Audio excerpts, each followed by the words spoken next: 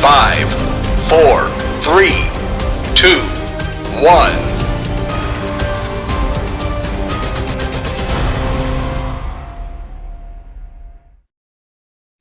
Olá, boa noite a todos. Depois de um longo interstício em setembro, devido ao CBO, retomamos as atividades do iTalk com um tema que é sempre presente dentro da oftalmologia. Cada um de nós, em algum momento, já presenciou trauma, seja ele contuso ou perfurante, penetrante, enfim. Eu acho que é um tema quente para a gente discutir. E para isso a gente trouxe nomes experientes e relevantes no assunto. No dia de hoje nós vamos ter o Dr. Carlos Moreira Júnior como moderador e apresentador, o qual é responsável e chefe do setor de retina do Hospital de Olhos do Paraná. Teremos também dois grandes amigos, Dr. Arnaldo Bordon, que é chefe do setor de retina do Banco de Olhos de Sorocaba e também é o atual presidente da Sociedade Brasileira de Retina in Vitro. E também teremos o Dr. Pedro Carricondo, que é responsável pelo pronto atendimento oftalmológico do Hospital de Clínicas, das Clínicas da USP em São Paulo. Antes de passar a palavra para as boas-vindas dos nossos apresentadores, eu queria convidar você a enviar sua pergunta através do nosso site, italk.com.br, onde vocês estão assistindo. Vocês têm um espaço para enviar suas perguntas. Essas perguntas serão trazidas para os nossos participantes ao final do evento, para que eles possam debater, responder e dar o ponto de vista de cada um. Então, sendo assim, eu passo a palavra para o Dr. Arnaldo, para que ele faça suas boas-vindas, em seguida Pedro e, por último, o Dr. Carlos Moreira Júnior. Muito obrigado, Guto Moreira, pelo honroso convite de estar aqui com você, junto com o meu amigo Pedro, e é um prazer discutir esse tipo de assunto, porque eu acho que não tem poucas coisas na oftalmologia são tão desafiadoras como o trauma, porque o trauma ocular, ele nunca vai vir igual de um paciente para o outro, então sempre nós vamos estar sendo desafiados, quer seja no segmento posterior, quer seja no segmento anterior, e, infelizmente, muitas vezes acometendo os dois segmentos. Muito obrigado pelo convite. Pedro? Opa! Bom, muito obrigado pelo convite. É um prazer estar aqui para discutir um tema que, sem dúvida nenhuma, tanto empolga a gente, né? Acho que das cirurgias que a gente tem na oftalmologia, sem dúvida nenhuma, as cirurgias do trauma são aquelas que mais desafiam a gente como cirurgião. Então, acho que todos gostam de ver, gostam de discutir, e vai ser um prazer ver os casos e poder mostrar também alguma coisa diferente, espero eu aí. Excelente, Pedro. Uma vez dadas as boas-vindas, eu passo a palavra para o nosso moderador para dar início à sessão. Ok, muito obrigado, meu boa noite a todos vocês. Boa noite, Arnaldo, boa noite, Pedro, boa noite, Guto. E eu não posso deixar de relembrar que quando eu e o Marcos Ávila idealizamos essa plataforma, era justamente com esse objetivo de trazer a todos os oftalmologistas brasileiros questões relevantes e discutir em profundidade essas questões. E hoje nós temos um tema realmente muito interessante, que é o trauma ocular, especialmente sobre o segmento posterior, porque nós estamos aqui entre três retinólogos, e o Pedro, que tem uma experiência enorme na área de trauma também, certamente vai mostrar alguma coisa de segmento anterior. Mas eu queria iniciar justamente com esta foto aqui, onde nós temos um olho perfurado, um olho com trauma penetrante, em que há uma lesão tanto do segmento anterior na córnea, e esta lesão se prolonga através da esclera em direção à parte posterior do olho. E por que eu digo que isso é importante? Porque nós temos uma questão que precisava ser respondida. E hoje em dia, graças ao cinto de segurança, o número de trauma com perfuração ocular diminuiu muito.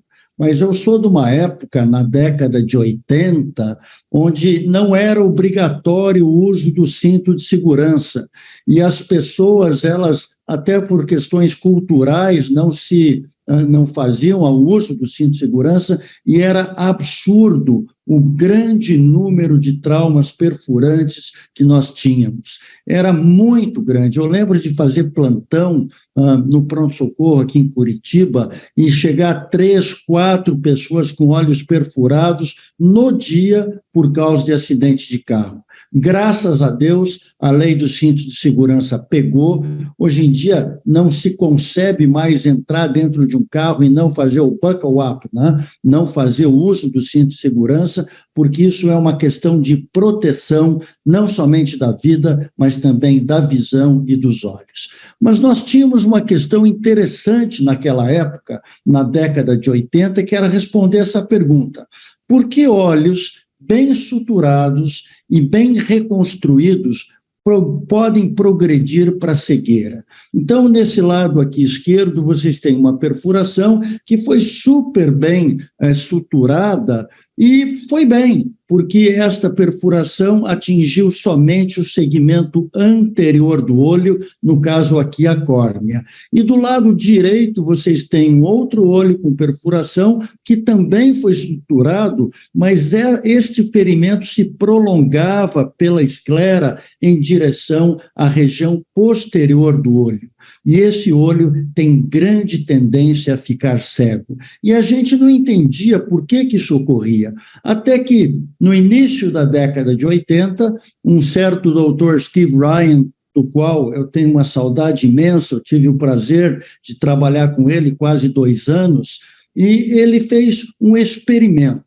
Ele mostrou que quando havia um ferimento penetrante no globo ocular, e esse ferimento causava sangramento dentro do olho com perda vítrea, havia proliferação fibroblástica tracionando a retina, como vocês podem ver aqui no slide da direita e esquematicamente no slide da esquerda, levando a descolamento de retina, por fim, tração do corpo ciliar, e depois, então, esse olho caminhava para fitizes ou atrofia e acabava em cegueira. Aqui vocês veem claramente como era feito o experimento do Dr. Ryan, e esse é um dos olhos aqui à direita, o olho de coelho, que eu mesmo fiz, né?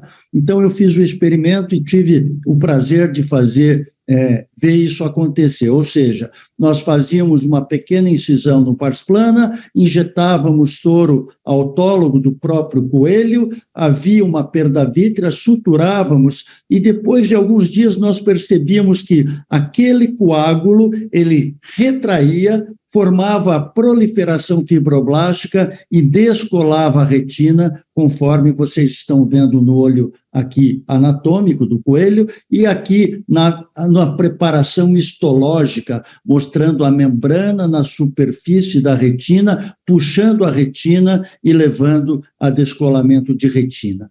E foi, sem dúvida, a partir dos estudos do Dr. Ryan, que nós começamos a compreender melhor a fisiopatologia do trauma penetrante sobre o globo ocular.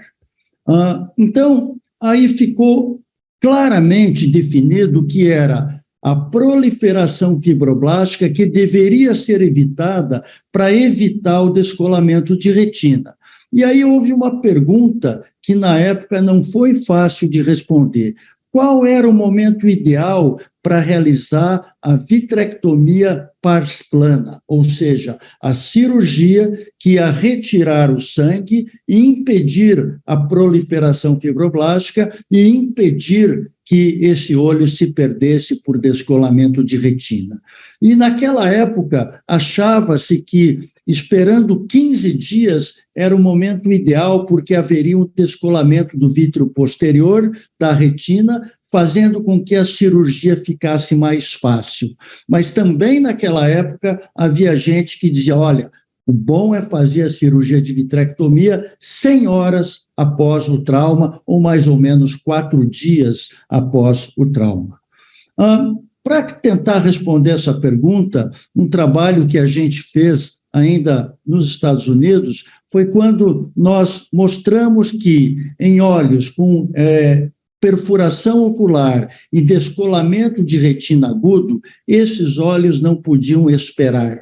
quanto mais precoce fosse a cirurgia, melhor seria o resultado. Por quê? Porque, às vezes, no ferimento que você teria ali penetrante, haveria encarceramento da retina, e esse encarceramento com proliferação fibroblástica levaria a um descolamento de retina, muitas vezes inoperável. Então, nós mostramos que o prognóstico visual dos olhos com descolamento de retina agudo em trauma perfurante ou penetrante era melhor quando fazia-se a vitrectomia imediata ou muito precoce.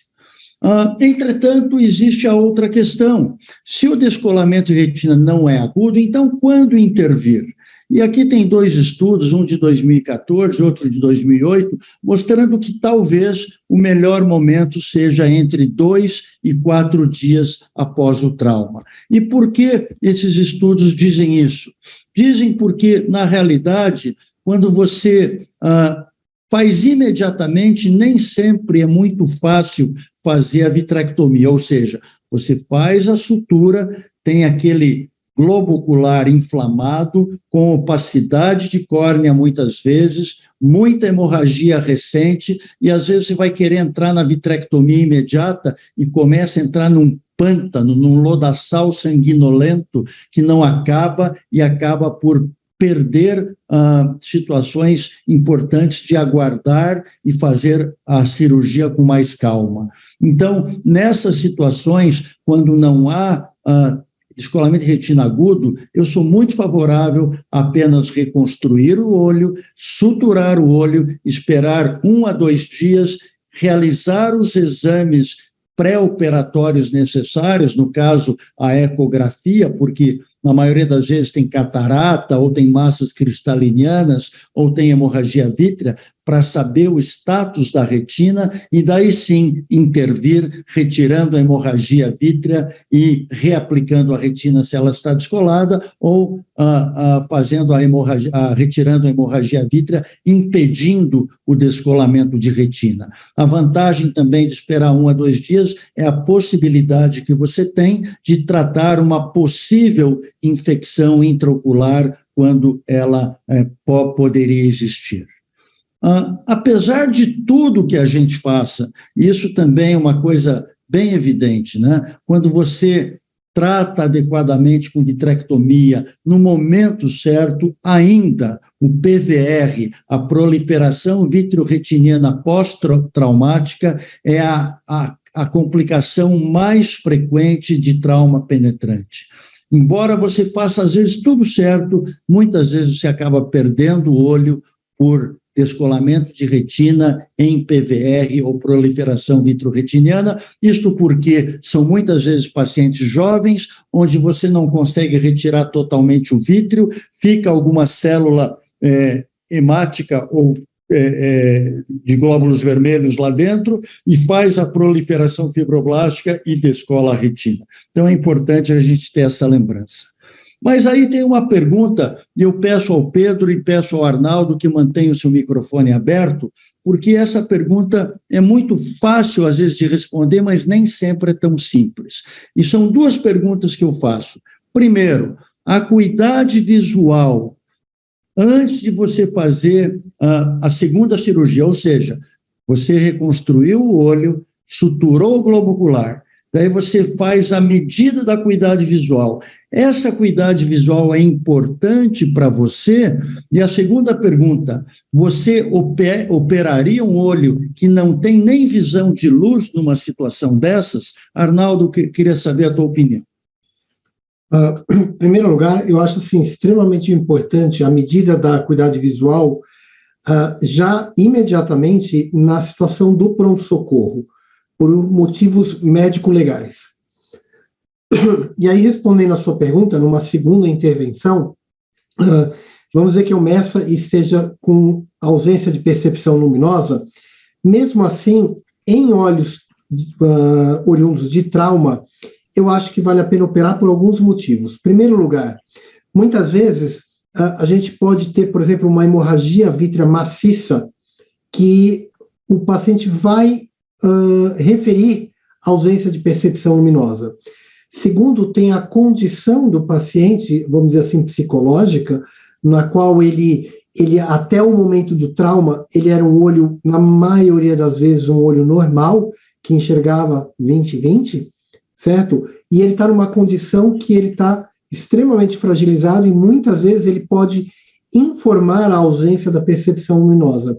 E a gente já teve, como você já teve, Moreira, como acho que o Pedro e todos nós aqui, casos que eram ausência de percepção luminosa no pré-operatório e, miraculosamente, eles voltaram a ter visão no pós-operatório. Então, eu acho que existem vários partes no trauma que vão interferir na resposta do paciente ao seu teste de visão pela luz. Muito bom. Pedro? Eu concordo com o que o Arnaldo falou. Eu acho que a gente, nos olhos de trauma, a gente insiste um pouco mais, a gente tem um pouco mais de esperança, né? A gente vê que, eventualmente, a gente pega olhos que aparentemente estão sem percepção luminosa e depois da cirurgia isso muda, né? Tem alguns trabalhos mostrando isso, que uma parcela desses pacientes podem realmente não estar informando corretamente, como o Arnaldo bem falou, pode ter uma hemorragia tão maciça que realmente é muito difícil do paciente perceber luz. Eu acho que tem uma série de fatores aí onde você tem uma certa liberdade no investir nesses olhos aí. Então, eu acho que não ter percepção luminosa, se você acha que é possível fazer alguma coisa, que é possível restabelecer de alguma maneira aquele olho, em geral vale a pena investir, principalmente, obviamente, nos casos mais agudos, né? O caso muito tardio aí muda de figura, mas nos casos agudos, quase sempre a gente tenta. Muito bom. Concordo integralmente com vocês, e aqui mostra um trabalho feito em 2013, publicado no Retina, onde os olhos sem percepção de luz em trauma, 23% recuperaram alguma visão. Claro que a falta de percepção de luz é um sinal ruim, todos nós sabemos disso, mas como bem disse o Pedro e o Arnaldo, não é por isso que você vai deixar de tentar. Se 1/4 dos pacientes sem percepção de luz recuperam visão, já é muito importante a gente tentar. E uma das causas, além da hemorragia vítrea maciça, que causa falta de percepção de luz, é a hemorragia supracoroidiana, que faz com que o espaço supracoroideu entre a coroide e a esclera se encha de sangue e cause esse descolamento hemorrágico da coroide e da retina, né? Então, é uma das causas. Aqui a gente tem um paciente que teve uma hemorragia supracoroidiana maciça, que foi drenada e conseguiu um excelente resultado visual final, como vocês podem observar aí. É questão de realmente intervir. Mas agora eu queria partir para uma outra pergunta, e a pergunta é para os dois ainda. Em lesões muito severas, num olho sem percepção de luz, então você tem aqui, por exemplo, à esquerda, essa é o olho de uma criança, estava vendo o pai jogar golfe, e o pai foi com o taco de golfe com toda a força para trás e atingiu em cheio o olho da criança, e fez uma ruptura de córnea a nervo óptico. Totalmente exposto o conteúdo intraocular, úvea e retina já tinham, acho que, sido expulsas essa hora, sem nenhuma percepção de luz. E no outro lado, vocês têm um olho também muito sem percepção de luz nenhuma, muito traumatizado, em que foi feita a sutura e recuperou-se o olho. Numa situação dessa, fica para mim até hoje a dúvida: enucleia-se, eviscera-se, ou não importa a situação, sempre repare ou reconstrua o olho? Arnaldo. Na conduta que a gente tem no Hospital de Sorocaba, e é uma conduta que, quando eu era chefe do pronto-socorro da Escola Paulista, era de sempre você fechar o olho, suturar com a melhor técnica cirúrgica, mesmo que você saiba que não vai ter um prognóstico visual. Um dos motivos é principalmente aquele sentimento de mutilação que o paciente pode sentir. A segunda coisa também tem a ver com o aspecto médico-legal. Você suturando o olho estando lá, mesmo com ausência de percepção luminosa, e você documentando isso tudo no prontuário desse paciente, você acaba se resguardando de eventuais problemas médico-legais, porque é muito fácil o paciente, ou às vezes o familiar, vir com outras intenções e acabar dizendo, não, mas ele entrou enxergando no pronto-socorro antes da cirurgia, e depois ele perdeu completamente a visão. Então, eu acho que esses cuidados a gente tem que ter, porque o pronto-socorro é uma ferida aberta o tempo inteiro, né? Quem trabalha em pronto-socorro ou vê casos de pronto-socorro sabe que a situação sempre é tensa. Então, a gente toma esse tipo de conduta de suturar o olho da melhor maneira possível, lógico, que informando para o paciente ou para os acompanhantes, etc., da gravidade do caso. Pedro, isso aí sempre reconstrói ou tem alguma situação que você acha que pode fazer a evisceração ou enucleação? Se é possível tentar a reparação, eu acho que sempre tem que se dar uma chance. A gente insiste em sempre tentar. Lógico, tem condições onde o olho está tão lesado que você mal consegue fazer um quebra-cabeças ali para juntar a córnea, etc.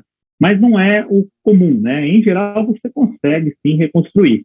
Eu acho que a grande preocupação que existe quando está se falando em fazer nucleação e evisceração, que é o que todo mundo questiona, é a possibilidade de você fazer uma oftalmia simpática, né? Por conta desse trauma, e daí no futuro, se você suturar, ficariam restos ali de tecido veal exposto, e isso poderia vir a gerar uma oftalmia simpática. Mas eu acho que é uma condição tão rara, tão incomum, que eu não acho que seja necessário no pronto-socorro sempre enuclear/eviscerar, né? Se você estiver pensando em oftalmia simpática, até provavelmente fazer uma enucleação seria até melhor do que fazer uma evisceração, para você ter certeza que você está eliminando todo o tecido veal possível ali, né?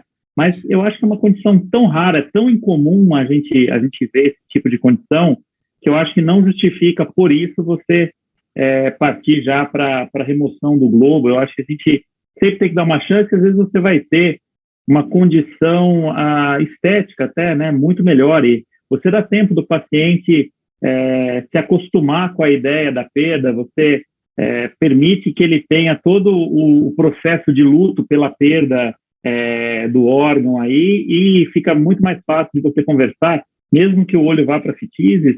Você tem tempo de conversar e de explicar para o paciente, ele entender que foi feito tudo o que era possível para tentar preservar a visão dele naquele momento. Eu concordo integralmente com vocês, e você, Pedro, pela tua experiência, já realmente avançou nessa situação que você falou de oftalmia simpática, né? Oftalmia simpática é uma coisa realmente rara, mas para aqueles que estão iniciando e estão nos assistindo, é uma situação que ocorre a inflamação do olho contralateral do olho bom, em função de contato com pigmento uveal pela perfuração do olho ruim. E realmente uma questão muito rara, mas pode ocorrer, e quando ocorre é uma tristeza, porque o paciente que já perdeu um olho, como o caso dessa senhora que perdeu esse olho, aqui o seu olho esquerdo, né, ficou com o olho direito também cego depois por oftalmia simpática. Só para lembrar, um dos casos mais ilustres de cegueira por oftalmia simpática chama Louis Braille, o que inventou o alfabeto Braille. Bom, nesse momento vou interromper o meu compartilhamento de tela e vou pedir que o Arnaldo apresente os casos deles. Está em modo cheio, perfeito? Sim. Então, vamos lá. Então, eu vou apresentar para vocês, são 3 casos, aí 3 situações diferentes sobre trauma, e trauma é muito amplo, como o Moreira, nós estávamos conversando antes de iniciar a live, a gente poderia ficar aqui sossegado 2 dias falando de casos sem repetir nenhum deles, né? Mas vamos lá. Antes de tudo, eu gostaria de convidar vocês para o Simbós, que vai ser daqui a quase menos de 15 dias, né? No Hospital do Sorocaba, onde nós vamos ter 2 convidados internacionais e o nosso convidado que é de honra, que é o Michel Fará. Primeiro caso, então. Esse é um paciente de 48 anos, masculino, que ele teve um trauma no olho direito enquanto ele estava mexendo numa cortadeira 3 dias antes de ele se apresentar no pronto-socorro. Ele notou uma certa vermelhidão no olho, uma dor discreta quando mexia os olhos, mas a visão dele, ele falou que ele estava muito bem. Usou algum colírio de lágrima artificial, era hipertenso, não tinha nenhum antecedente oftalmológico prévio. A visão dele, realmente, de fato, era 20/20 nos 2 olhos, inclusive no olho da queixa, reflexo pupilar normal, pressão um pouquinho baixa. E a gente via na lâmpada de fenda essa hiperemia, uma laceração bulbar na conjuntiva, não tinha Seidel, certo? E câmara anterior bonitinha. E esse era o exame de fundo de olho dele. Então, ele realmente, assim, todo o polo posterior dele estava bastante bom, mas a gente via bem do lado temporal, bem na altura que seria da inserção dos músculos, né, do músculo reto, a gente vê essa área hemorrágica e essa área que está um pouco borrada aí na imagem. Este paciente, aí eu paro e pergunto, o que vocês fazem? Esse é um paciente que está em uma história clássica que estava lidando com um fragmento de metal e que tem uma visão de 20/20, um paciente jovem, 20/20 de visão, e apresenta essa situação. Antes da gente pensar em conduta terapêutica, vamos pensar em conduta propedêutica. O que fazer para a gente aprofundar nesse paciente? O que fariam? Pedro Moreira, Guto? Se eu puder começar, então, vamos lá. Esse é o tipo do paciente perigoso para você, se você simplesmente, se ela não é nada, vai para casa. Porque ele está com 20/20, você só observou essa lesão na periferia da retina, porque você tem um equipamento fantástico aí, que consegue atingir a periferia, que é o California, o Optomap, mas também porque você tem experiência no assunto. Porque uma pequena laceração conjuntival de 2 milímetros, com 20/20 de visão, pode passar batido em grande número de serviços. Mas como o serviço de Sorocaba é um serviço que se preocupa com trauma, vocês observaram, existe uma laceraçãozinha escleral, ali esse branco pode ser a laceração escleral, e a primeira coisa, se ele estava mexendo com metal, é corpo estranho intraocular. Tem que se preocupar com o corpo estranho intraocular. E aí, a propedêutica tem que fazer um raio-x para ver onde é que está, né? Existem técnicas para saber se o corpo estranho está na parede do globo ou se ele transfixou a parede e foi parar lá no fundo. Na foto aí que eu estou vendo, não parece ser um corpo estranho caído no fundo. Então, teria que ver, através de um raio-x, se tem corpo estranho ou não, já que era metal que ele estava batendo, e se tem, ir atrás do corpo estranho para tirar. Muito bom. Então, o que nós pensamos? O raio-x, obviamente, é a maneira mais fácil, vamos dizer, e disponível em qualquer lugar do Brasil. Você fazer um raio-x, você, no mínimo, vai ter aquela reflectância, né, metálica, se o corpo estranho for metálico, obtida no raio-x. Lembrar que a gente pode também lançar mão, falando genericamente de corpos estranhos, do ultrassom, né, e até mesmo uma tomografia. E aqui a gente sempre para e fala, principalmente quando a gente fala para os residentes, se você pensa em metal, você não pensa em ressonância, certo? Você vai pensar numa tomografia de crânio e órbita. E aí... Arnaldo, uma coisa importante não é qualquer tomografia, né? Se você pegar uma tomografia normal, não sai. De face, por exemplo, eles vão fazer o corte, às vezes, a cada 5, 10 milímetros, né? Ou mais, E você pode perder o corpo estranho facilmente. Então, você tem que pedir uma tomografia específica, né? Tomografia de órbita com cortes finos, né? Que eles fazem um corte a cada 2 milímetros, né? E diminui muito a chance de você perder o corpo estranho, né?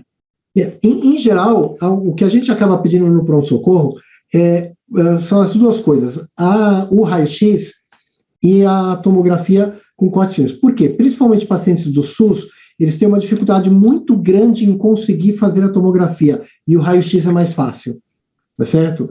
Então, Sim. aqui a gente vê, então, posicionados pela seta, a presença desse corpo estranho. Então, a gente já sabia que tinha um corpo estranho alojado. E aqui no ultrassom. No ultrassom, a gente tem essa refletividade, e aí vem, puxa, essa refletividade, ela está na parede do olho. Então, nós temos uma situação de um paciente que tem um corpo estranho metálico, que está alojado no olho, porém, ele não está intraocular. E aqui, vendo a tomografia, a gente consegue delimitar muito bem o posicionamento desse corpo estranho. Aqui com maior detalhe. E agora, nós já fizemos a propedêutica, nós temos o paciente que tem 20/20 de visão, não tem uma grande área de hemorragia vítrea, muito pelo contrário, tem uma hemorragia ali na base da retina, onde provavelmente houve uma certa penetração, cristalino, sem descolamento de retina, e esse corpo estranho que é metálico. O que fazer? Tirar ou deixar? Primeira pergunta. Pedro responde, daí eu queria fazer uma complementação. Tá. Bom, o corpo estranho metálico, como regra, a gente precisa retirar, né? Mesmo esses corpos estranhos que estão mais em contato com o globo, você pode eventualmente ter toxicidade. Também você poderia estudar qual que é o metal, o que soltou o pedacinho, para ver se ele é menos tóxico, mas dificilmente você vai conseguir determinar exatamente qual a constituição daquele corpo estranho para saber se ele tem toxicidade ou não. Então, infelizmente, você tem que remover esse corpo estranho.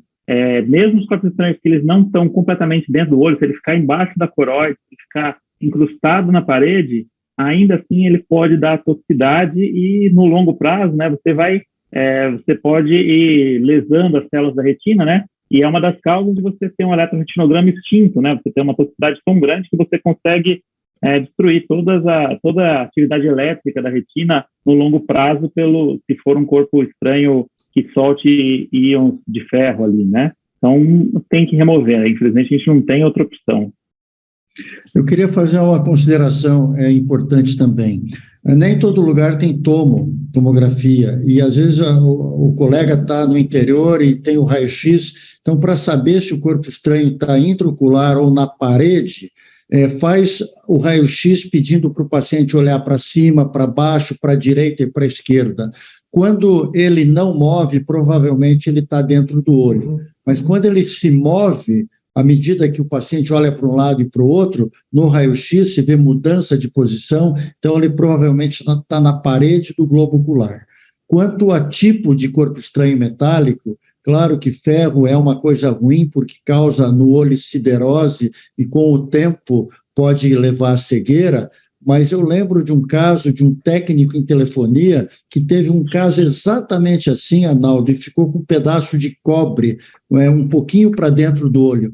Faz uma chalcose em poucos dias, é uma endoftalmite terrível, química, e realmente tem que ser retirado. Então, como regra, esse corpo estranho tem que ser retirado. Como retirar? Se ele está fácil de observar, na medida que você disseca a conjuntiva e vê ali a esclera, pode retirar com pinça, mas tem um tal de eletroímã que, embora seja absurdo, porque ele é pesado, você coloca perto, tira isso aí rapidinho. Não sei, como é que você tirou? Vamos lá, então. Vamos lá. A primeira coisa que a gente fez, nós fizemos um bloqueio de laser naquela área, porque a gente julgou que tivesse ali uma certa laceração. E a gente não sabia o quanto ele tinha penetrado ou não dentro do globo ocular. Então, essa foi a primeira coisa que nós fizemos. E aí, depois, sim, nós fizemos uma abordagem externa desse paciente. Então, a gente resolveu ir atrás dele pelo lado externo do globo. E aqui tem um videozinho curto para vocês, da hora exatamente da remoção dele, que ele veio até fácil, mas olha o tamanho desse fragmento que acabou impactando e ficou por ali e acabou não tendo uma penetração completa, né? Mais uma vez, repetindo para vocês. E ele estava embaixo do músculo ainda, para dificultar Embaixo do mais. músculo. Para dificultar, mas o músculo serviu como um redutor de velocidade. Sem dúvida. Da penetração desse corpo estranho, não é certo? E aqui, olha, a medição dele. Vamos ver. Ele estava embaixo do reto lateral, então. Do reto lateral, exatamente. E aí, esse paciente, obviamente, por turbação vítrea, ele evoluiu logo nos primeiros dias, no primeiro dia com 20/80 de visão. E aqui a gente vê a imagem feita, o laser já pigmentado. Aqui um OCT mostrando que a mácula dele estava tranquila. Logo com 8 dias ele já estava com uma visão praticamente normal, e esse é o aspecto tanto da parte mais anterior do olho, como da parte onde foi removido o corpo estranho desse paciente, em catarata. E aqui também nós fizemos as versões para ver que teve, por enquanto, um pequeno desvio em V, certo? Para os retinólogos, para lembrarem isso, né, das versões no estrabismo, mas isso provavelmente ainda por causa de edema que a gente tinha na região onde o corpo estranho entrou, da manipulação cirúrgica e tudo mais, né? E aqui a gente vê um pouquinho mais de laser que nós resolvemos colocar. E, só para título de curiosidade, o corpo estranho intraescleral, tá certo? Eles podem resultar, obviamente, de qualquer tipo de acidente, em geral é acidente industrial, né? Muitas vezes não é o cara que está fazendo o negócio, ele está de óculos de proteção, mas o amigo que está ajudando, ele acha que ele não está fazendo nada, ele não precisa do óculos de proteção, e aí o corpo estranho voa nele, parece ter um tropismo, né? E a gente tem várias complicações, né? Desse corpo estranho ali na esclera ou da retirada dele, tá certo? A siderose, como o Moreira lembrou e o Pedro lembrou, sem dúvida nenhuma, é uma principal complicação da retenção de fragmento de metal dentro do olho, tá certo? Muitas vezes, um tipo desse corpo estranho, se o paciente não vai procurar ajuda médica, aquela conjuntiva fica branquinha novamente, a esclera fica branquinha, ele continua enxergando bem, e mais tarde ele vai vir queixar de baixa de visão pela siderose já instalada. Então, essa é uma coisa que também pode acontecer pelo paciente não procurar a ajuda médica, né? E aí os sinais que a gente vê de sideroses, né? A gente, além daquela catarata típica, a mudança da coloração da íris, tá certo? E, obviamente, a gente vai procurar isto de várias maneiras, exames de imagem, e o Pedro lembrou muito bem do eletroretinograma, que nos casos de siderose a gente pode já encontrar o ERG praticamente extinto nos casos mais avançados. E aí, mesmo que você retire o corpo estranho, é muito difícil você reverter essas alterações que já se instalaram. Eu vou pular essa parte aqui para a gente não se alongar, e posso ir para o próximo caso? Sim. Uma consideração barra uma pergunta, Nado. Eu acho que uma coisa que a gente precisa fazer, e vi que você acompanha isso muito bem, mas até à luz do que o professor Moreira mostrou, né? Se tivesse vítreo ali, mesmo que você tirou externamente o corpo estranho, mas tivesse vítreo encarcerado naquela lesão ali, se você tivesse um vítreo desviado com o resto do sangue ali, você consideraria fazer uma vitrectomia também associada? Você acha que é necessário isso, ou você poderia observar e esperar ver o que acontece? Eu acho que nessa suposição, num paciente 20/20, eu preferiria observar, certo? Porque a gente vai entrar no olho, certo, com uma hialoide bem aderida, um paciente jovem, com cristalino transparente, com 20/20 de visão, e cirurgia é cirurgia. O próprio Moreira, quando ele fez a parte introdutória, ele citou essa possibilidade de a gente aguardar e observar. E um dos motivos que a gente fez o laser previamente, seria não por causa do PVR, porque o laser não iria segurar um PVR se ele se instalar, mas justamente pelo fato de bloquear uma ruptura, e a gente imagina como se fosse uma ruptura de um paciente que tem uma ruptura qualquer, sem ser relacionada a trauma ou corpo estranho. Deixa eu até acrescentar, nesse caso tinha muito pouco sangue. Para fazer uma proliferação fibroblástica tem que ter bem mais sangue que isso. Então esse é um caso que dá tranquilamente para você não fazer a vitrectomia, se tiver vítreo na ferida, fazer uma vitrectomia na ferida operatória, por fora apenas, né, e fazer a sutura. Agora, eu entendi o porquê o Arnaldo fez o laser, mas mesmo que não tivesse feito, eu acho que evoluiria bem. Sim. É muito raro uma lesão dessa levar a descolamento de retina. Perfeito. Vamos lá. O segundo caso, na verdade, é um caso de um paciente de 42 anos que ele teve um traumatismo com uma arma de fogo. Esse paciente, ele tem como hobby a prática do tiro, e ele, na verdade, ele estava no stand de tiro, e quem já viu um stand de tiro, eles têm aquelas baías com separadores. E não sei por que ele avançou, o atirador da baía do lado pôs a arma um pouco mais para frente, fora daquela área de proteção, e ele estava passando para ir para a baía dele para poder atirar. E o disparo do colega do lado produziu um fragmento de metal que, obviamente, foi atingir o olho desse paciente, tá certo? Esse paciente, o trauma foi bastante severo, vocês vão ver no vídeo como que estava a córnea dele.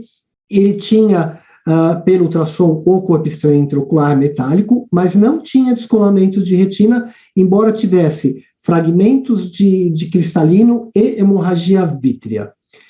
Ele foi, num primeiro momento, ele foi suturado na origem, e aí depois ele foi referido para a gente avaliar e aí fazer a remoção do corpo estranho. Esse caso, devido à córnea, na verdade, ela está invaginada, porque provavelmente houve perda ali de tecido e que o astigmatismo criado ali é extremamente grande. Mesmo que a gente conseguisse fazer a vitrectomia para a remoção do corpo estranho, da hemorragia, a gente saberia que esse paciente, invariavelmente, ele acabaria indo para um transplante de córnea. Então, nesse caso, a gente optou por fazer uma cirurgia com a ceratoprótese temporária associada. Isso lá em Sorocaba, até devido a, vamos dizer assim, a facilidade que a gente tem de córneas, né? A gente acaba tendo várias cirurgias que a gente opera com ceratoprótese. Então, a gente começou a cirurgia, a gente tinha bastante remanescente aí de cristalino. Agora, olhe como a mácula já foi lesada. Então, adivinha aonde o corpo estranho impactou primeiro na penetração? Exatamente ali na mácula. Nesse vídeo a gente deixou um pouco de vítreo ali para remover o corpo estranho. Atualmente, Moreira, eu faço um pouco diferente. Eu faço com outra iluminação e eu vou com uma pinça e tento segurar o corpo estranho enquanto eu libero o vítreo ao redor do corpo estranho, justamente porque a gente sabe que tem esses drops aí do corpo estranho. E esse é o tamanho do corpo estranho. Certo? Depois de ele estar liberado daquela parte vítrea, nós vamos aí atrás de liberar todos esses remanescentes da hialoide e fazer uma preparação para remover o corpo estranho. Então, nessa hora, nós expandimos um pouco aí de perfluorocarbono, certo? Olha o tamanho do corpo estranho e a irregularidade dele, né? Ele tem uma parte que é mais pontiaguda, uma parte que é mais larga, e uma parte, ele é tridimensional. Vocês estão vendo que eu estou pegando ele como se fosse por um coto dele.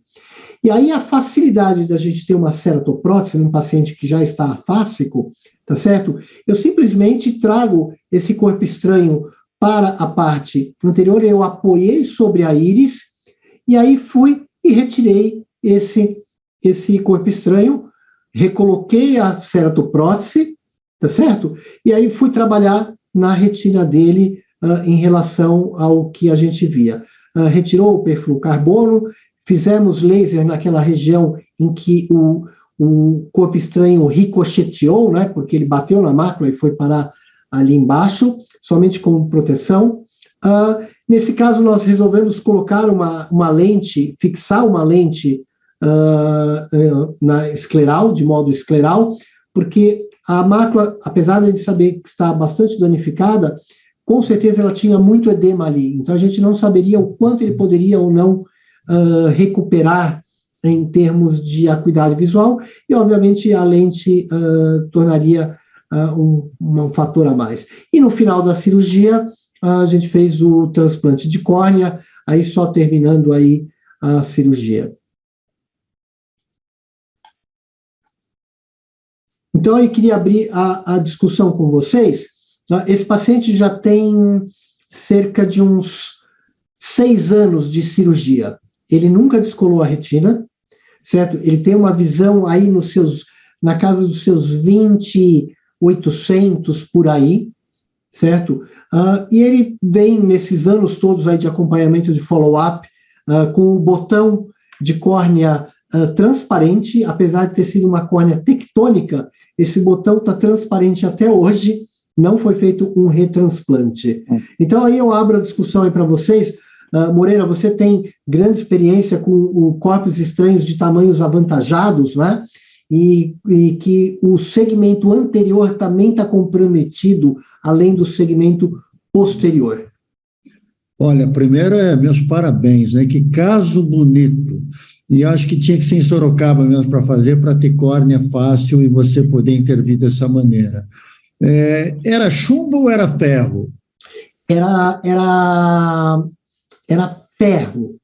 Que a gente acha que foi do cão ou alguma coisa da arma dele, não foi do projétil. Tá, porque se era chumbo, eu faço essa distinção assim, porque eu uso muito magneto de terras raras. Uhum. É um magneto que eu tenho há muitos anos e facilita muito a retirada, porque corpos estranhos bem assimétricos e irregulares, não é nem sempre fácil você achar uma pontinha como você achou para segurar com uma pinça menor. Às vezes você precisa tirar com uma pinça enorme e às vezes tem que abrir muito no pars plana. Então você tinha a facilidade de tirar pela ceratoprótese e até não teve que usar uma pinça tão grande. Mas é como todo caso assim, né? Sempre bate na mácula. Podia bater nasal, podia bater periférico, mas vai lá, bate na mácula, ricocheteia e vai parar na periferia. E aí você faz uma cirurgia linda dessa, pergunta, e aí, você enxerga? Ele diz, não enxergo nada.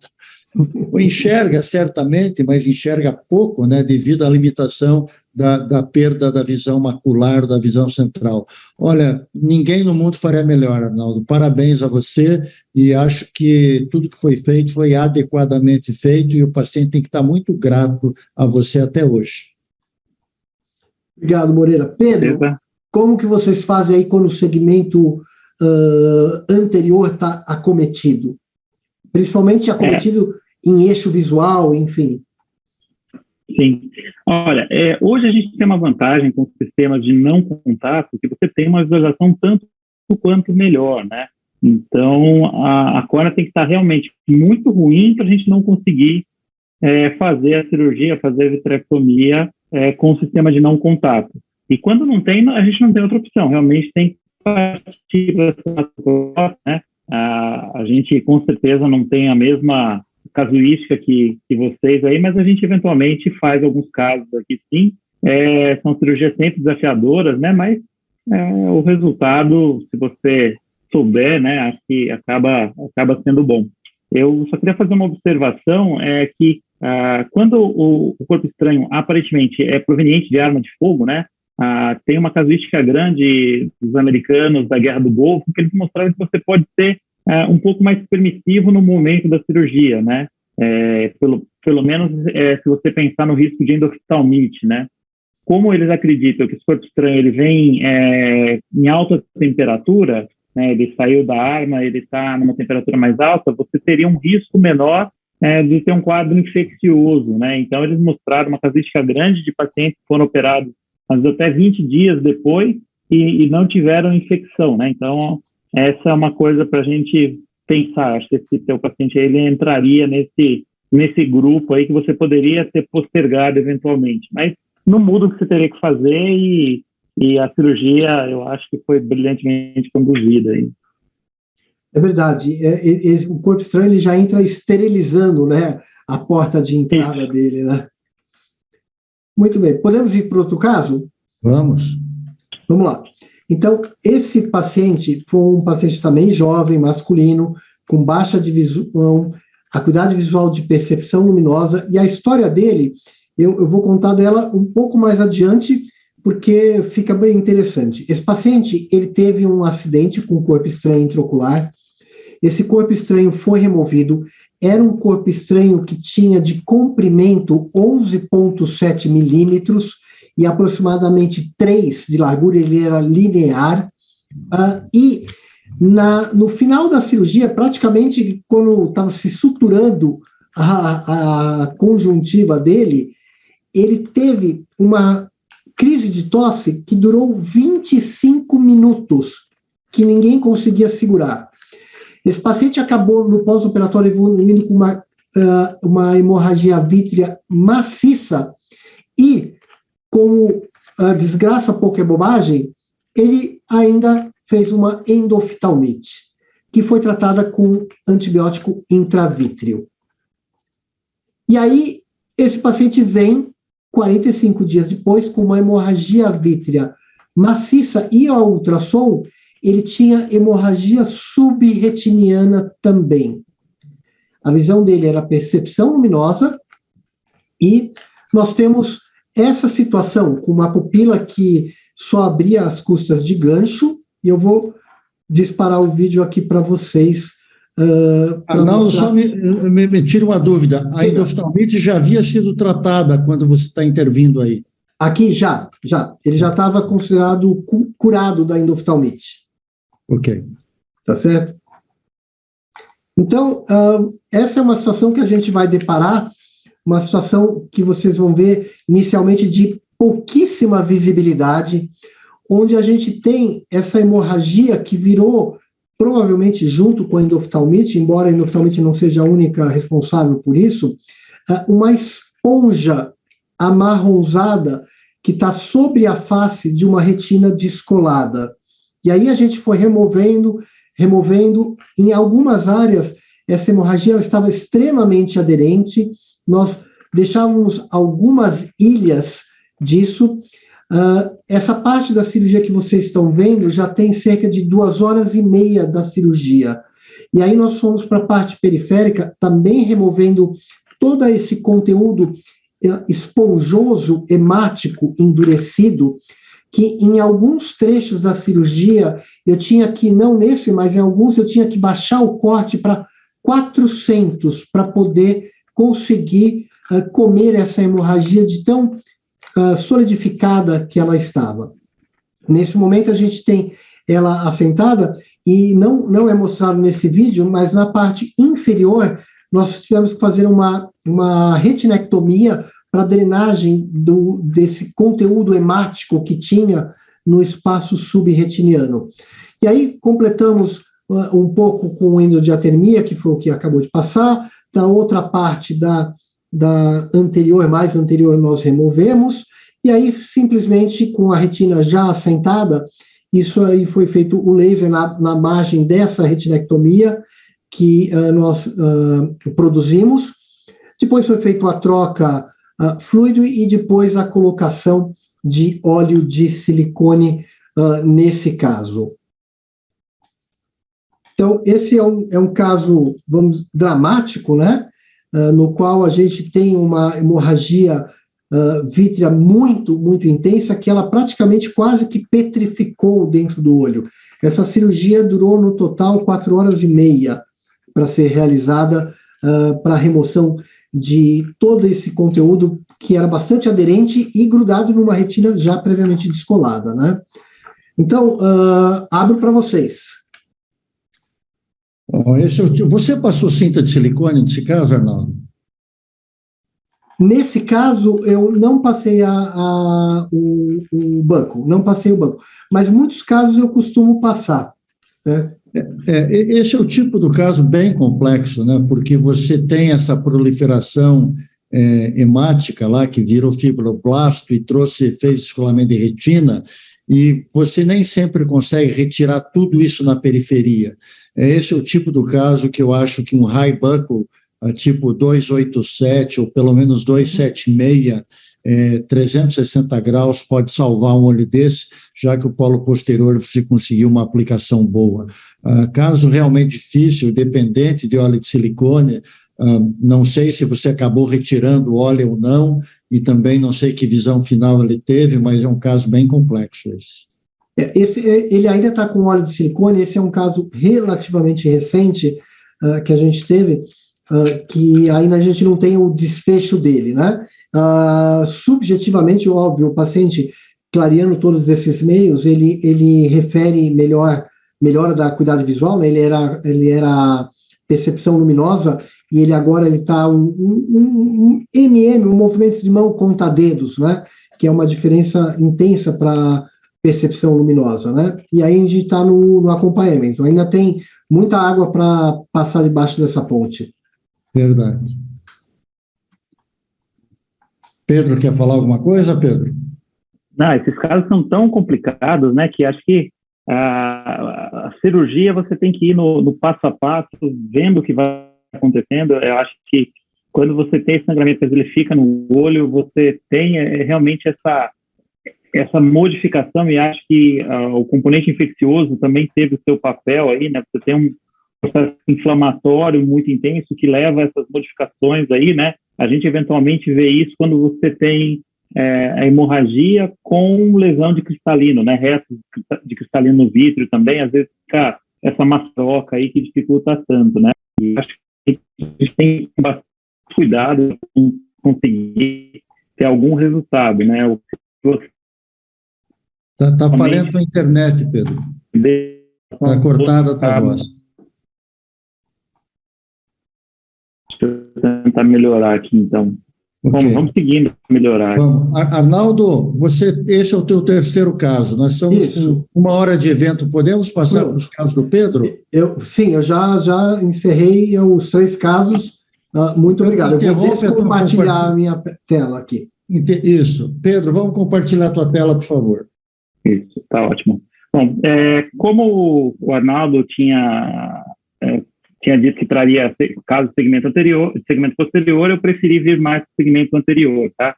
Então, selecionei alguns casos aqui de condições que podem aparecer, algumas menos frequentes, mas que a gente tem que estar sempre atento, né? Então, esse é um paciente que ele havia sido suturado, né, no pronto-socorro. Ele recebeu, teve uma lesão de córnea bem central, essa lesão foi suturada no pronto-socorro, e os residentes vieram discutir comigo, falando, a gente precisa reestruturar esse paciente, porque ele está talâmico. Mas eu falei, mas tá com vazamento, está com Seidel? Como que está a pressão? E, na verdade, você tinha uma atalamia, só que com o olho com uma pressão aumentada, né? Então, a gente tem que estar muito atento para isso, né? Não existe um olho atalâmico por vazamento com pressão alta, né? As duas coisas não combinam, né? Então, a gente tem que estar atento para isso. Então, esse era o aspecto que a gente tinha, né? Um cristalino totalmente intumescente, praticamente sem câmara anterior, né? A gente via que estava tudo tocando ali no cristalino, encostando na câmara anterior, tá? Então, a gente chegou à conclusão que tem que se fazer a cirurgia do cristalino, né? Provavelmente houve uma lesão do cristalino com trauma, né? E você vai precisar remover isso. Então, espera lá. Por que não está indo o vídeo? Então, a gente tinha essa câmara talâmica, o que já dificulta bastante a gente até para começar o procedimento, né? A gente tem muito pouco espaço para entrar, para trabalhar, tá? Então, a gente começa fazendo suco prévio, né? Faz uma parassempédia, vocês vão ver que a hora que a gente entra, a gente já encosta na íris, porque realmente não tem espaço. A gente tenta conseguir um pouquinho de espaço, injetando solução salina, né, na câmara anterior, tenta ganhar espaço. Colocamos o azul, vocês veem que a excisão realmente era bastante fresca, tanto que saiu azul pela perfuração, né?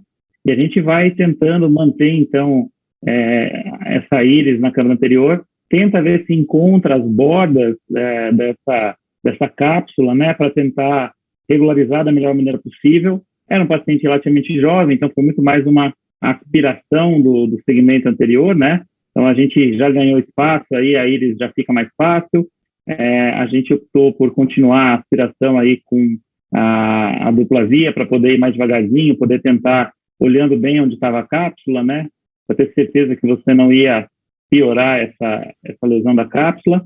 É importante sempre nesses casos, né, você remover realmente o máximo dos restos corticais, tentar não deixar nada de resto cortical, que vai piorar o processo inflamatório e vai ficar muito mais difícil no pós-operatório, né, de você resolver esse paciente, né. Como a gente conseguiu, felizmente, fazer uma boa higiene desse segmento anterior, a gente achou que dava para colocar uma lente no sulco capsular, né, então a gente coloca uma lente 3 peças, né, a gente via os restos de cápsula anterior e via que a cápsula posterior estava íntegra, então a gente conseguiu realmente fazer esse posicionamento da lente, a gente consegue centrar bem e depois a gente vê como esses pontos vão ficar, né, mas a gente, terminando a cirurgia, a gente via que realmente não tinha saidel, realmente, aquela lesão, ela estava realmente bem estruturada, né, não era por um vazamento que estava ficando atalâmico, sem dúvida nenhuma, era por um entumecimento do cristalino. Então, sempre que tem trauma, a gente precisa considerar esse cristalino, né. Abro aí para discussão para vocês aí. Pedro, deixa eu fazer uma pergunta. Imagine um paciente mais idoso de 60 anos, idoso não, jovem, né? Senão vou me colocar como idoso. 60 anos com pressão de 50 nesse caso. Qual seria a tua abordagem? A gente sempre começa esses olhos tentando reduzir a pressão um pouco, né? A gente faz um manitol para tentar melhorar um pouco, ver se consegue ganhar alguma coisa de câmara, mas a gente não tem muita opção, né? Você tem que partir para a resolução, né? Restos cristalinianos no segmento anterior ou no segmento posterior tem um risco de produzir uma reação inflamatória muito grande, né? Então, você vai ter formação de sinéquias, você vai ter obstrução de trabeculado, você vai ter todo um processo secundário aí, né, muito importante. Então, você precisa realmente resolver esses pacientes. Quando tem lesão de cristalino, acaba tendo que ter uma resolução relativamente rápida aí. Por isso, a gente acaba tendo que intervir, e a dificuldade que você vai ter realmente é porque no paciente mais velho você vai ter um cristalino bem mais duro, né? Então, provavelmente, você vai ter que partir para uma extracapsular, né? Você vai ter que abrir a esclera e fazer uma extra tradicional ali para tirar todo o resto, todo o cristalino ali, né?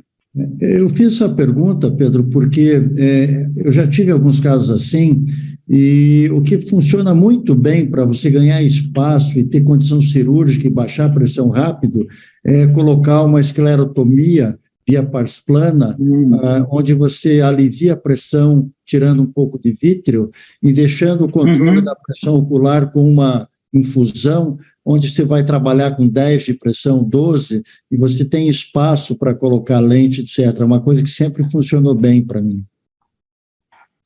É uma ótima alternativa, né, para quem tem familiaridade com trabalhar com a esclera, né, fazer esclerotomia, eu acho que é sempre uma boa alternativa, né. Eu acho que o trauma é o lugar onde o cirurgião precisa dominar o máximo de técnicas possível, né. Se você consegue trabalhar tanto segmento anterior como segmento posterior, a chance de resolução do caso acaba sendo maior, né. Então, acho realmente uma ótima ideia, uma ótima forma de trabalhar e de resolver aí. Um parênteses, Pedro, lindo caso, sem dúvida nenhuma, o raciocínio em cima de todas as informações do exame oftalmológico, eles mudam a sua conduta, né?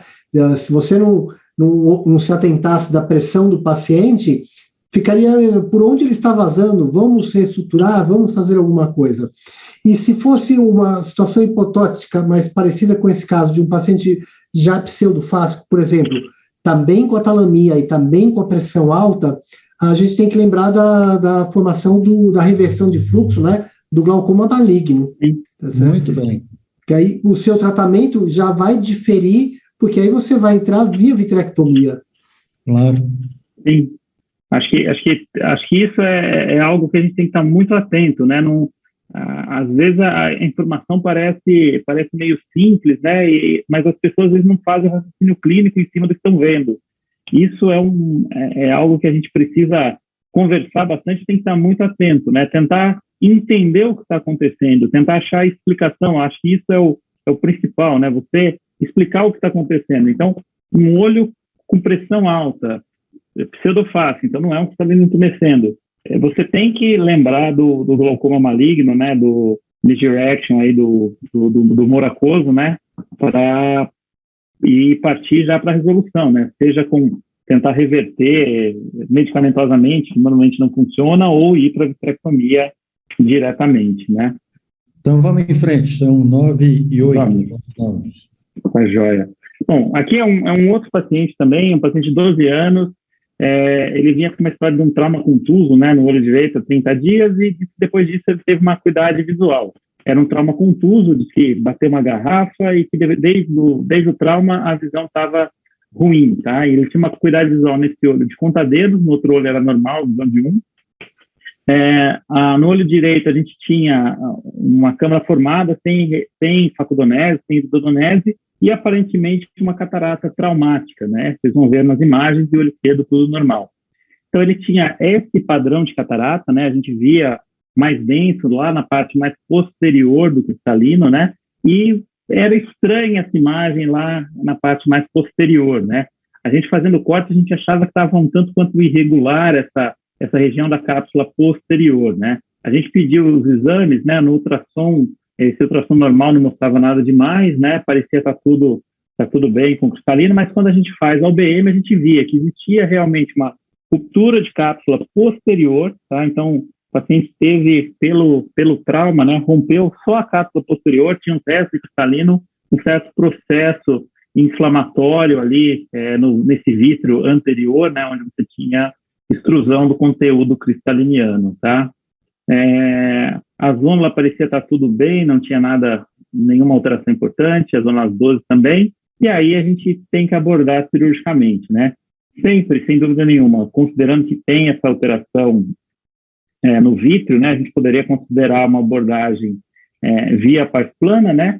Mas pelas condições de um hospital público, a gente tem que escolher, né? Qual abordagem que a gente vai fazer, e a gente acabou preferindo fazer uma abordagem, então, via segmento anterior mesmo, tá? Então, vocês vão ver que a gente considerou que já tinha um mês do trauma, já poderia ter uma certa fibrose, que é algo que a gente vê nas vitrectomias, né? Paciente que tem toque, alguma coisa, tem uma fibrose daquela cápsula posterior ali, a gente apostou nisso, né?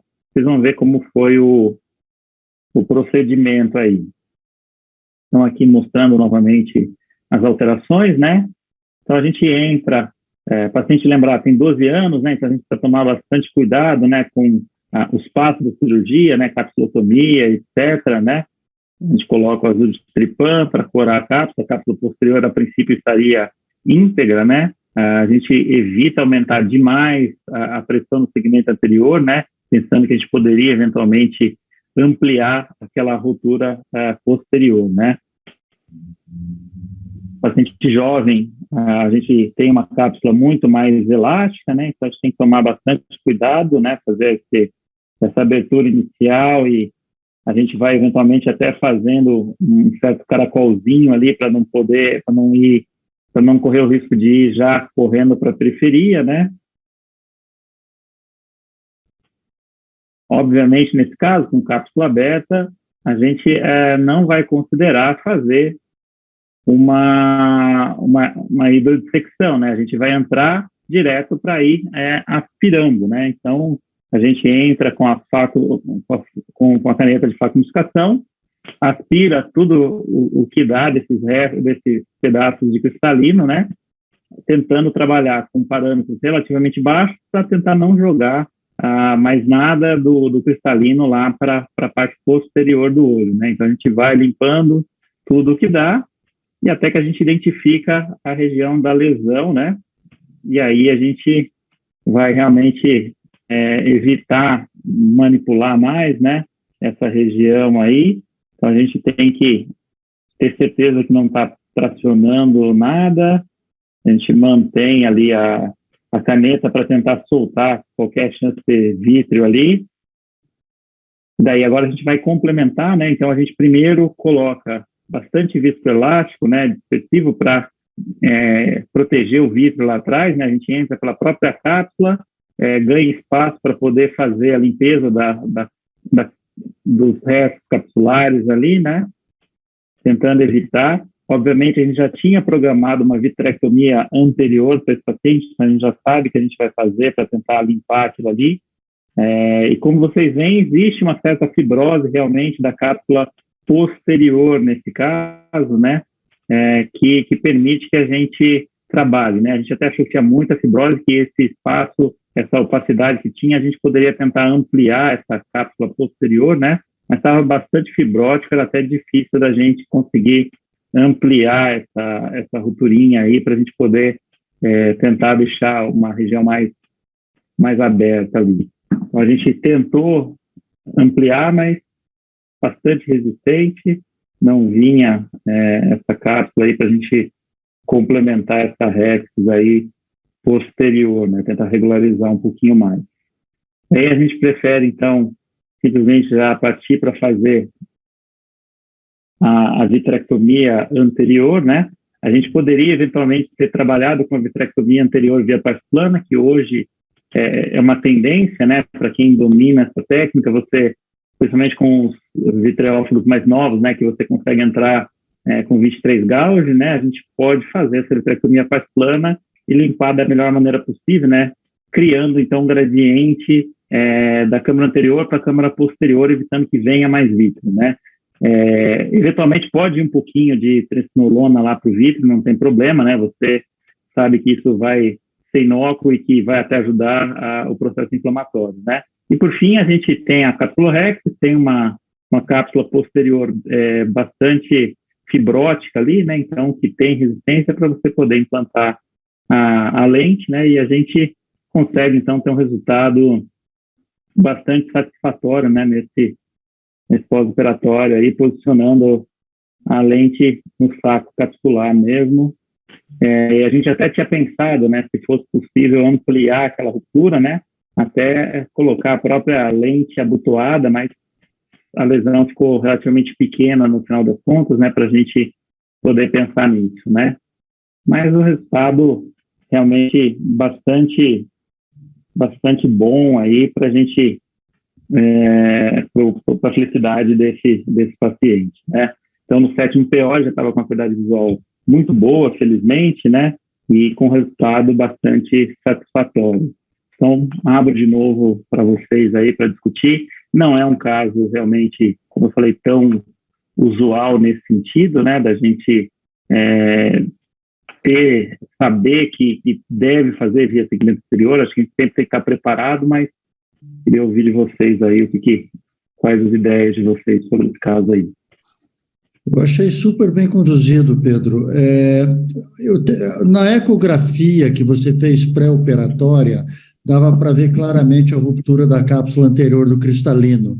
Era possível também ver a ruptura da cápsula posterior ou era aí não identificável? A gente achava que tinha alguma coisa estranha na biomicroscopia, e no ultrassom normal a gente não conseguia ver. O BM que conseguiu mostrar para a gente, né? E daí a gente tem essa vantagem, né? Da gente ter a facilidade de se fazer a UBM no serviço, né? Isso acaba ajudando bastante a gente nesses casos de trauma, né? Eles conseguem dizer para a gente se tem lesão de cápsula, se tem alguma alteração da zônula e tal, isso facilita, sem dúvida nenhuma.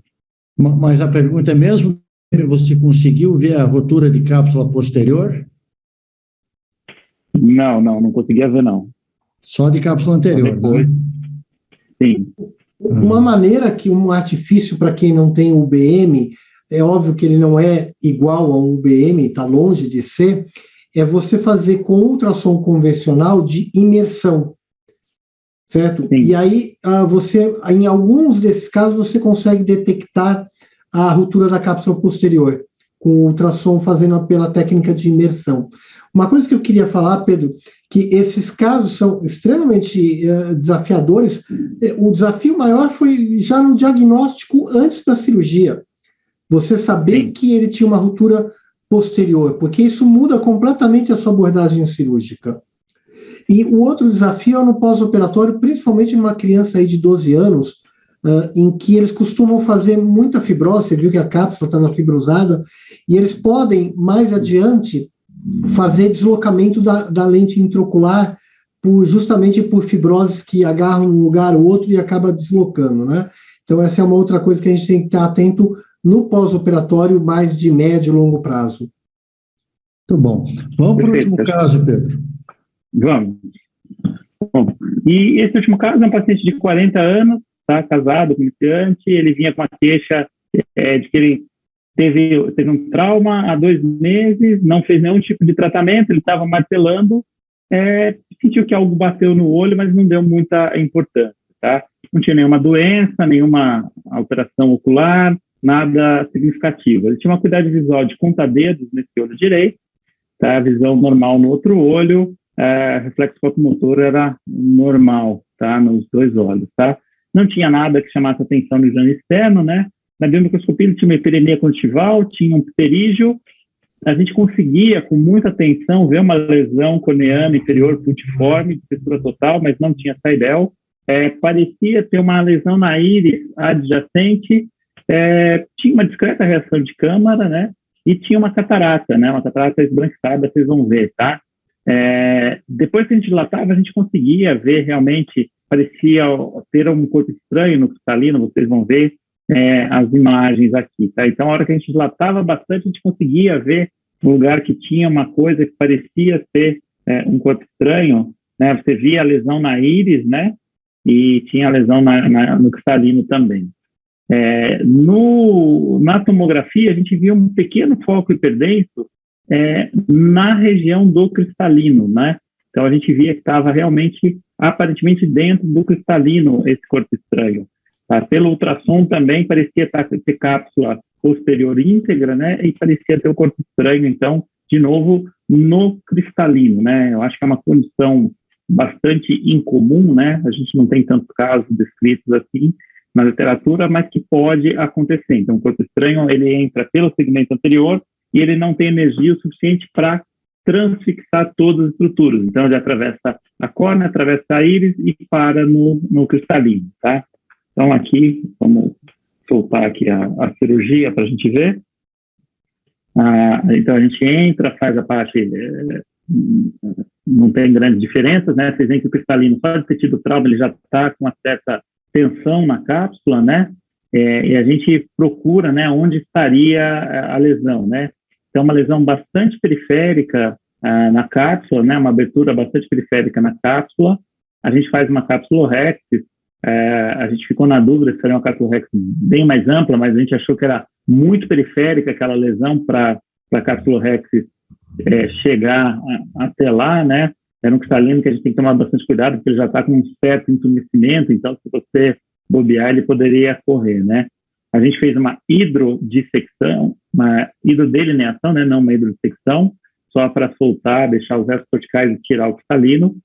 Com a caneta de facomificação, a gente vai puxando os restos cristalinianos, né? Um paciente relativamente jovem, né? Então, você não tinha tanto cristalino. E a hora que a gente puxa naquela região lá superior, a gente vê o brilho do corpo estranho, né? E a gente identificou o corpo estranho e a gente fala, bom, então vamos lá, vamos tirá-lo daquela região lá. Vocês veem que a hora que a gente puxa o córtex, você tem aquela coisa que mexe, né, nessa região ali. Tá? Então, a gente identificou o corpo estranho, a gente vai com um ganchinho, tenta posicionar ele na câmara anterior, né, o corpo estranho. Vocês veem que é um corpo estranho relativamente grande, a gente tentou direcionar ele para que o maior eixo ficasse perpendicular à incisão, e a gente consegue tirar esse corpo estranho. É engraçado como a gente imagina que vai ser uma coisa pequenininha, né? Na hora que a gente tira, a gente tem um corpo estranho realmente bem grande, né? E depois tirar do corpo estranho, sem lesão de cápsula, fica tudo mais simples, né? Aí é uma cirurgia que é só terminar a aspiração do segmento anterior, colocar a lente intraocular, né? Acho que aqui a gente, pelo adiantado da hora, já vou partir, né, para os finalmente, né? Então, o corpo estranho aqui, tá? Vocês veem, comparando com o tamanho da seringa, como ele era relativamente grande. Esse paciente teve uma evolução bastante boa aí. O corpo estranho não ficou tempo suficiente para ter toxicidade, né? E não tinha lesão corneana, tal. Então, a gente teve um resultado bastante bom. Não é um caso tão comum assim da gente ver, mas é bom estar atento, né? A gente tem que imaginar que isso possa eventualmente aparecer, né? Excelente, Pedro, muito bom. Arnaldo, quer fazer algum comentário? Esses casos são bem menos frequentes, né, de corpos estranhos intracristaliniano, e esse paciente só procurou ajuda porque ele cataratou e a visão abaixou. Exato. Porque se ele tivesse como aquele primeiro que eu mostrei, encravado na esclera, com visão 20/20, e ele não desse importância como o seu paciente não deu até ele baixar a visão, ele estaria realmente... E um grande problema, acho que nesses corpos estranhos do cristalino, é a gente, muitas vezes, ir preparado para ter que fazer uma vitrectomia nesses pacientes, para buscar o corpo estranho, porque às vezes ele está só penduradinho ali, e alguma manobra, que não precisa ser uma manobra errada, mas uma manobra normal da cirurgia, faz com que ele desabe para o segmento posterior. Então, a gente tem que tomar a precaução de já ir preparado para isso, eventualmente. Muito bom. Perfeito. Eu me lembro de um caso que tinha um corpo estranho metálico que estava no ângulo. Então, esse caso, o paciente teve toda a toxicidade que a gente fala, né? Porque o corpo estranho ficou localizado no ângulo, não teve catarata inicialmente, então ele só descobriu anos depois, né? E às vezes passa no pronto-socorro, você não percebe uma lesão pequena como aquela, né? E você acaba tendo as consequências aí, né? Mas obrigado pelos comentários. Muito bom. Nós falamos de vários tipos de trauma, mas não falamos em trauma contuso sobre a retina. Eu vou pedir ao nosso organizador mais 5 minutos só para mostrar um caso. Eu vou compartilhar minha tela novamente, então vê se compartilha aí a nossa técnica aí. Compartilha a tela. Espera aí. O que está vendo aqui? Deixa eu interromper compartilhamento. Ué.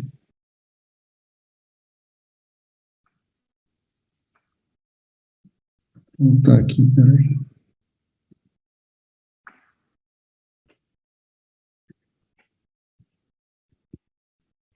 Não está compartilhando? Será que eu tenho que voltar? Só volta um slide para trás, ele está compartilhando sim. Hã? Só volte um slide, ele está compartilhando sim. Peraí, então tem razão, é isso mesmo, tem que ir para frente. Aí, perfeito. Deixa eu ir para frente, espera um pouquinho.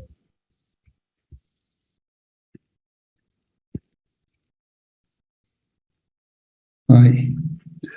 Eu queria só terminar com esse caso, que eu acho que realmente é muito interessante para todos. Esse é um paciente de 22 anos que sofreu um trauma com uma bola de futebol. E essa é a apresentação imediata após o trauma.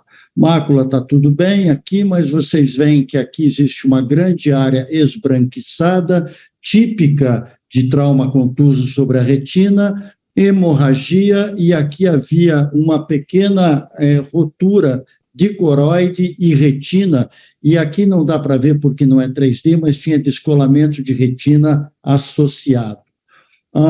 Eu vou passar adiante porque, enfim, essa é a cirurgia, decidiu-se operar, tá? Então essa aqui é a cirurgia, está retirando a hemorragia, e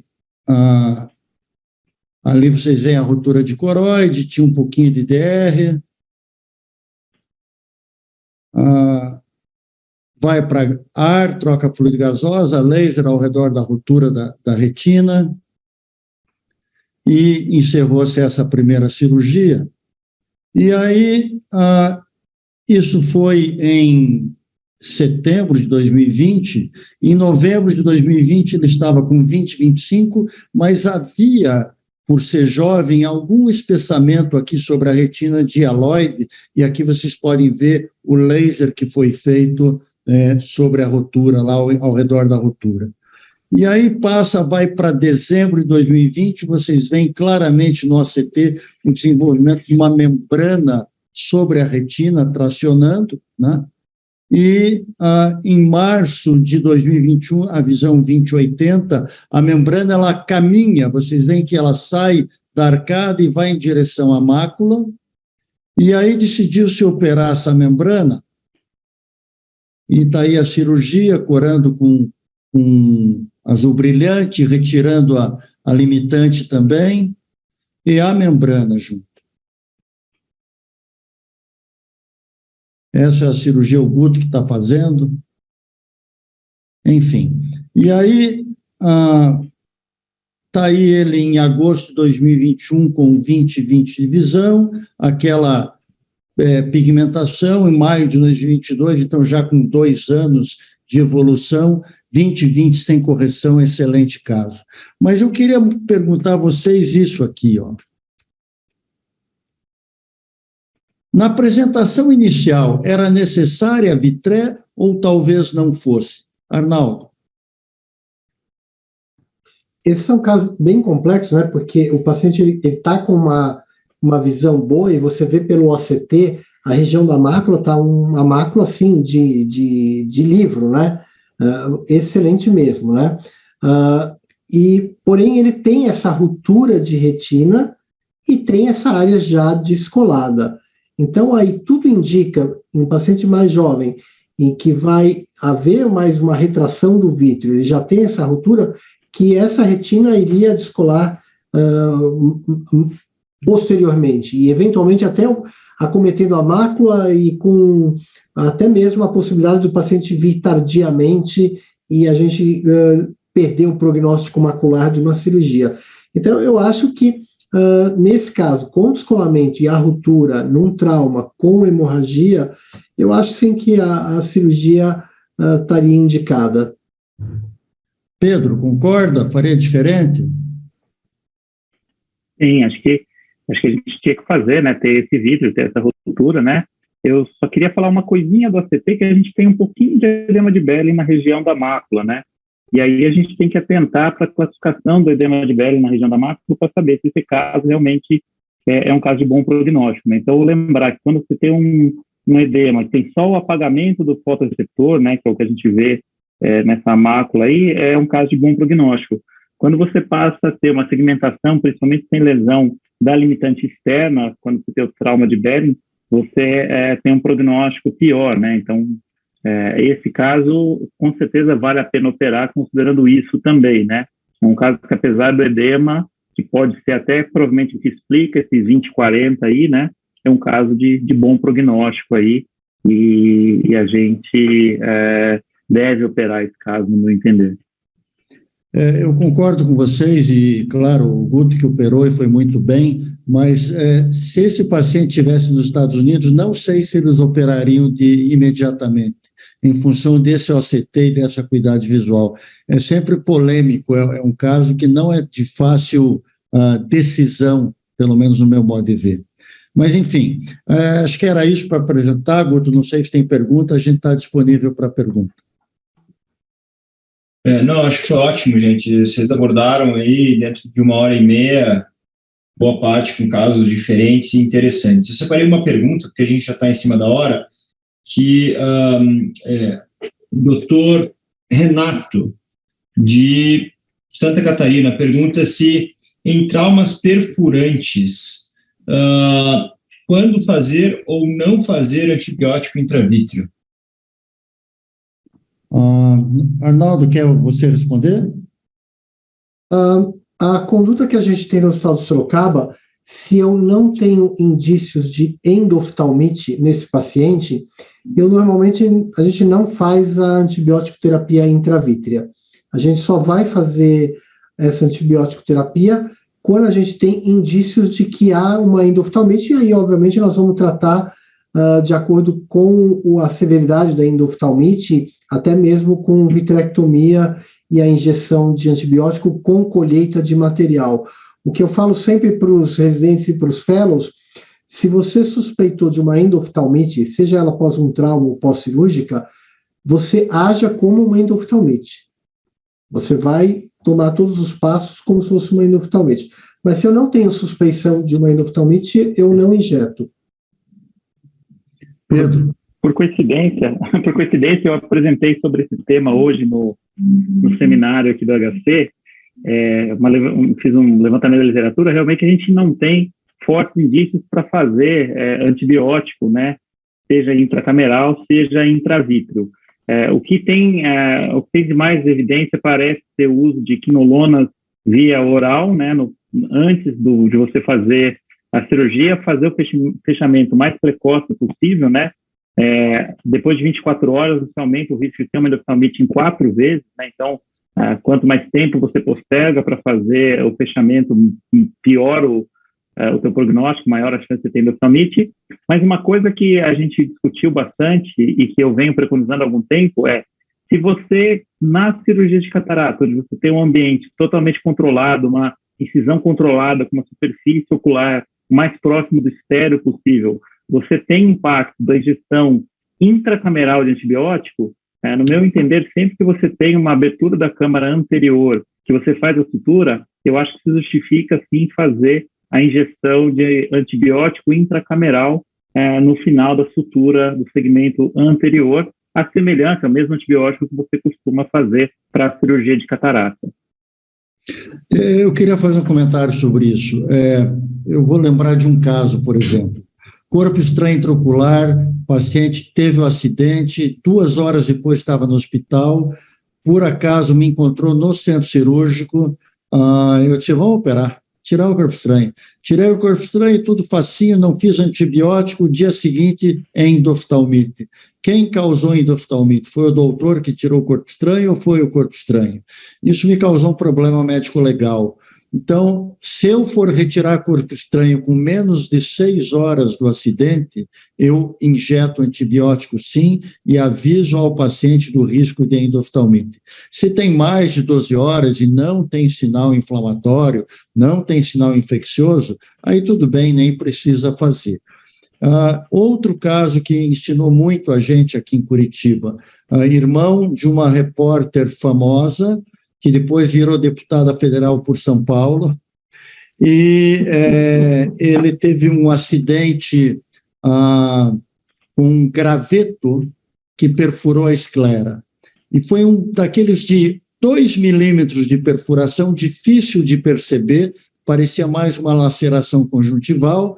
Não é nada, sutura, voltou com endoftalmite terrível, causada por matéria orgânica, e realmente é bem difícil de tratar. Então, esses 2 casos me ensinaram assim, na dúvida, injete. Ótimo, gente. 9h36, devido ao adiantado da hora, acho que a gente vai passar direto para as considerações finais. Começo agora com o Pedro. Pedro, por favor, suas considerações finais, em seguida o Arnaldo e meu pai. Agradeço a oportunidade de estar aqui, discutir um assunto tão importante. Eu acho que é onde a gente pode mais ajudar as pessoas, né? Porque são casos que sempre são diferentes, né? E você precisa ver o máximo de condições diferentes para poder ter realmente uma bagagem que te permita tomar as melhores decisões, né? Então, isso que o professor Moreira falou em relação aos casos onde se injeta o antibiótico, onde faz o tratamento com antibiótico do paciente, é o exemplo da condição onde depende da experiência, né? E acho que a gente não precisa descobrir tudo pela gente mesmo, né? A gente pode falar com pessoas que já passaram por aquilo e que tragam essa experiência. Então, essa oportunidade de estar aqui e discutir, eu acho que é muito, muito boa, e agradeço a oportunidade aí, Guto, de estar aqui. Conte sempre comigo aí, sempre que você precisar aí. É um prazer estar aqui. Arnaldo? Obrigado. Então, na verdade, acho que eu faço das palavras do Pedro a minha. Eu adorei estar aqui com vocês, essa 1h30 que voa, assim, nem parece que a gente está esse tempo todo cercado de amigos, e eu aprendi bastante. Então, aprendi com o Pedro, aprendi com o Moreira, a gente sempre está aprendendo, e espero que a gente tenha contribuído também com alguma coisinha para todos que estão aí assistindo, e mais uma vez, muito obrigado pelo convite. Bom, eu só quero agradecer a vocês dois, tanto a você, Arnaldo, quanto a você, Pedro, casos excelentes, fantásticos, e a gente certamente contribuiu com muita coisa para o pessoal que está nos vendo. Guto, quero agradecer a você também pela condução, e não sei se o Marcos Ávila está online com a gente, mas, Marcão, como sempre, a plataforma tem sido um sucesso, graças ao esforço e à criatividade da gente como um todo. Obrigado, Guto. Obrigado, gente, aos que participaram, realmente foi um sucesso. Obrigado a todos que estão assistindo. Antes de encerrar, peço ao Thiago para colocar o banner do próximo evento na tela. Então, no dia 20 de outubro, às 20 horas, a gente vai falar sobre oftalmopatia de Graves. O Dr. Rodrigo Beraldi vai coordenar, com a participação do Dr. Felipe Pereira, a doutora Estefânia Diniz e do Dr. Alan Gonçalves. Nos vemos no dia 20. Obrigado, boa noite a todos.